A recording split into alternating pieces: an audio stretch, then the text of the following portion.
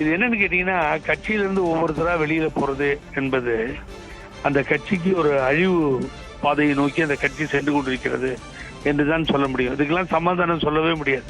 தலைவர் காலத்திலே சட்டமன்ற உறுப்பினராக இருந்தவர், பின்னர் அம்மாவால் அம்மா திருமதி ஜானகி முன்னாள் முதல்வர், இப்படி அவரை பாராட்டியவர்கள், போற்றியவர்கள், அவர் இந்த கட்சிக்காக உழைத்ததை மறந்துவிட முடியாது. ஆகவே ஜெயசிறி பிரபாகரன் போன்றவர்கள் எல்லாம் குற்றம் சொல்ல முடியாது, குறை சொல்ல முடியாத ஒரு தலைவர்கள். ஆகவே அவர் இன்றைய தினம் ஒரு முடிவை எடுத்தார். இதை என்னிடம் 3 தினங்களுக்கு முன்னால் சொன்னார். நான் எதுவும் மறுத்து பேசவில்லை. அது அவருடைய சொந்த பயணம். ஆகவே சொந்த பயணத்திலே போய் நான் தவிக தலைவரிடத்தில் இணைகிறேன், சேருகிறேன் என்றார். வாழ்த்துக்கள் என்று சொன்னேன். சற்று முன்னர் அவர் தொலைபேசி மூலம் தொடர்பு கொண்டு சேர்ந்து விட்டேன் என்று சொன்னார். அவருடைய சன்னு ஒரு 2-3 மாசத்துக்கு முன்னாடி போய் சேர்ந்துட்டாருங்க.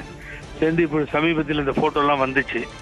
ஆகவே வேறு இடமில்லை. ஆகவே அவர் திராவிட முன்னேற்ற கழகமா தாவேகாவா என்கின்ற முடிவை எடுக்கும் பொழுது தாவேகா என்கின்ற முடிவை எடுத்து விட்டார். தலைமை மீது இனி நம்பிக்கை இல்லை, இந்த தலைவரோடு இணைந்து சேர்ந்து போக முடியாது, அந்த சூழ்நிலை ஏற்படுவதால் கட்சியிலிருந்து இனி பயன் இல்லை என்கின்ற முடிவிற்கு முழுவதுமாக அவர் வந்ததால் தான் இன்றைய தினமும் திரு விஜய் அவர்கள் தாவேகாவினுடைய தலைவர் அழைத்ததும் உடனடியாக போய் சேர்ந்திருக்கிறார்.